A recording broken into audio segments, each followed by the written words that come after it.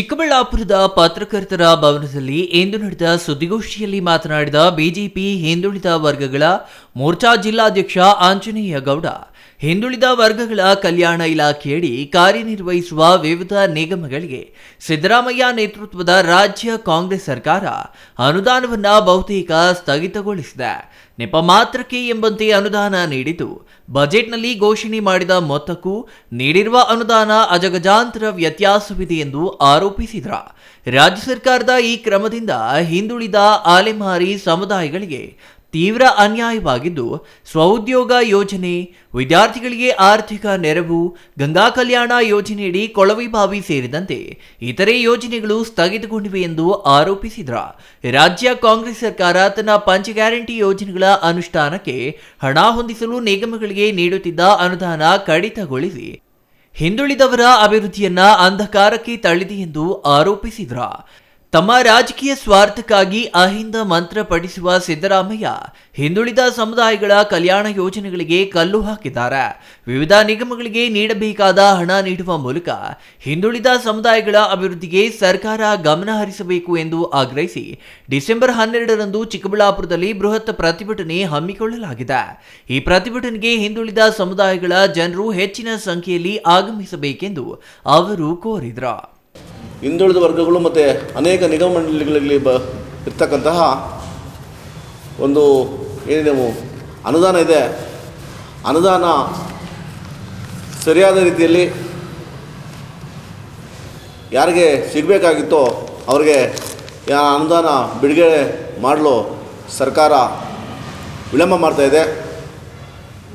ಬಡ ಜನರಿಗೆ, ದೀನದಲಿತರಿಗೆ ಅನ್ಯಾಯ ಮಾಡ್ತಾಯಿದೆ. ಆ ನಿಟ್ಟಿನಲ್ಲಿ ಈ ಒಂದು ಸುದ್ದಿಗೋಷ್ಠಿಯನ್ನು ಕರೆದಿದ್ವಿ. ಆದ್ಮೇಲೆ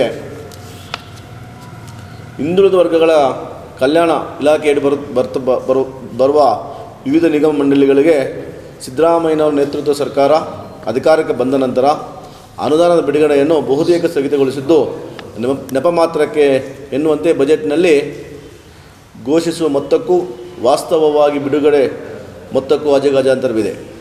ಇದರಿಂದ ಹಿಂದುಳಿದ ಹಾಗೂ ಅತಿ ಹಿಂದುಳಿದ ಹಾಗೂ ಅಲೆಮಾರಿ ಸಮುದಾಯಗಳ ಹಾಗೂ ಇತರೆ ಆರ್ಥಿಕವಾಗಿ ಹಿಂದುಳಿದ ಸಮುದಾಯಗಳ ಈ ಹಿಂದಿನ ಸರ್ಕಾರದಲ್ಲಿ ಒಡೆಯುತ್ತಿದ್ದ ಸ್ವಉದ್ಯೋಗ ಯೋಜನೆ, ವಿದ್ಯಾರ್ಥಿಗಳಿಗಾಗಿ ವಿದ್ಯಾರ್ಥಿ ಅರಿವು ಯೋಜನೆ, ಸಣ್ಣ ಹಿಡುವಳಿದಾರರ ರೈತರಿಗಾಗಿ ಗಂಗಾ ಕಲ್ಯಾಣ ಯೋಜನೆಯಲ್ಲಿ ಮಂಜೂರು ಮಾಡಲಾಗುತ್ತಿದ್ದ ಉಚಿತ ಬೋರ್ವೆಲ್ ಯೋಜನೆ ಬಹುತೇಕ ಸ್ಥಗಿತಗೊಂಡಿದ್ದು, ತಮ್ಮ ಪಂಚಭಾಗ್ಯ ಯೋಜನೆಯ ಅನುಷ್ಠಾನಕ್ಕಾಗಿ ಹಿಂದುಳಿದ ಸಮುದಾಯಗಳ ಕಲ್ಯಾಣ ಕಾರ್ಯಕ್ಕೆ ವಿನಿಯೋಗಿಸಬೇಕಾಗಿದ್ದ ಹಣವೆಲ್ಲವೂ ವರ್ಗಾವಣೆಯಾಗಿದೆ. ತಮ್ಮ ರಾಜಕೀಯ ಸ್ವಾರ್ಥಕ್ಕಾಗಿ ಅಹಿಂದ ಮಂತ್ರ ಪಠಿಸುವ ಹಾಗೂ ಹಿಂದುಳಿದ ಸಮುದಾಯಗಳನ್ನು ಬಳಸಿಕೊಳ್ಳುವ ಸಿದ್ದರಾಮಯ್ಯನವರು ಹಿಂದುಳಿದ ಹಾಗೂ ಅತಿ ಹಿಂದುಳಿದ ಸಮುದಾಯಗಳ ಕಲ್ಯಾಣ ಕಾರ್ಯಕ್ಕೆ ಕಲ್ಲು ಹಾಕಿದ್ದಾರೆ. ಈ ಸಂಬಂಧವಾಗಿ ಭಾರತೀಯ ಜನತಾ ಪಾರ್ಟಿ ರಾಜ್ಯಾದ್ಯಂತ ಇದೇ ಗುರುವಾರ ಡಿಸೆಂಬರ್ 12ರಂದು ಪ್ರತಿಭಟಿಸುತ್ತಿದ್ದು, ಮೈಸೂರಿನಲ್ಲೂ ಸಹ ಜಿಲ್ಲಾಧಿಕಾರಿಗಳ ಕಚೇರಿ ಮುಂದೆ ತನ್ನ ಪ್ರತಿಭಟನೆಯನ್ನು ವಿವಿಧ ಸಮುದಾಯದ ಅಡಿಯಲ್ಲಿ ಪ್ರತಿಭಟನೆ ಮಾಡ್ತಾ ಇದ್ದೀವಿ. ಬಿಜೆಪಿ ಹಿಂದುಳಿದ ವರ್ಗಗಳ ಮೋರ್ಚಾ ಜಿಲ್ಲಾ ಪ್ರಧಾನ ಕಾರ್ಯದರ್ಶಿ ಲಕ್ಷ್ಮೀಪತಿ ಮಾತನಾಡಿ, ಈ ಹಿಂದೆ ಬಸವರಾಜ ಬೊಮ್ಮಾಯಿ ಅವರು ಮುಖ್ಯಮಂತ್ರಿಯಾಗಿದ್ದ ಅವಧಿಯಲ್ಲಿ ಬಜೆಟ್ನಲ್ಲಿ ಘೋಷಣೆ ಮಾಡಿದಂತೆ ಎಲ್ಲಾ ಅಭಿವೃದ್ಧಿ ನಿಗಮಗಳಿಗೆ 546 ಕೋಟಿ ಅನುದಾನ ಬಿಡುಗಡೆ ಮಾಡಿದ್ದಾರೆ. 2023ರಲ್ಲಿ ಅಧಿಕಾರಕ್ಕೆ ಬಂದ ಸಿದ್ದರಾಮಯ್ಯ ನೇತೃತ್ವದ ಕಾಂಗ್ರೆಸ್ ಸರ್ಕಾರ ಹಿಂದುಳಿದ ವರ್ಗಗಳ ನಿಗಮಗಳಿಗೆ 1600 ಕೋಟಿ ನೀಡುವುದಾಗಿ ಬಜೆಟ್ನಲ್ಲಿ ಭರವಸೆ ನೀಡಿ ಕೇವಲ 347 ಕೋಟಿ ಅನುದಾನ ಮಾತ್ರ ಬಿಡುಗಡೆ ಮಾಡಿದೆ.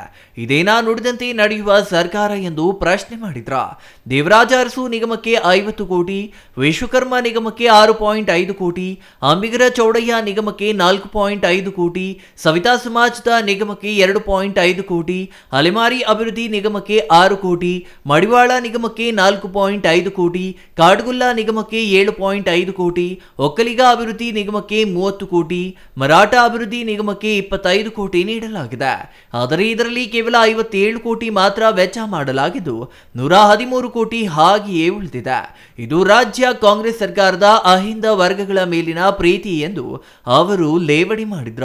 ಸುದ್ದಿಗೋಷ್ಠಿಯಲ್ಲಿ ಬಿಜೆಪಿ ಹಿಂದುಳಿದ ವರ್ಗಗಳ ಮೋರ್ಚಾ ಜಿಲ್ಲಾ ಉಪಾಧ್ಯಕ್ಷ ಮಂಜುನಾಥ್, ಕಾರ್ಯಕಾರಿಣಿ ಸದಸ್ಯ ಕೊಂಡಪ್ಪ, ಜಿಲ್ಲಾ ಮಾಧ್ಯಮ ಸಂಚಾಲಕ ವಿ ಮಧುಚಂದ್ರ ಸೇರಿದಂತೆ ಇನ್ನೂ ಹಲವರು ಹಾಜರಿದ್ರ. Nandakumar, CTV news, Chikkaballapur.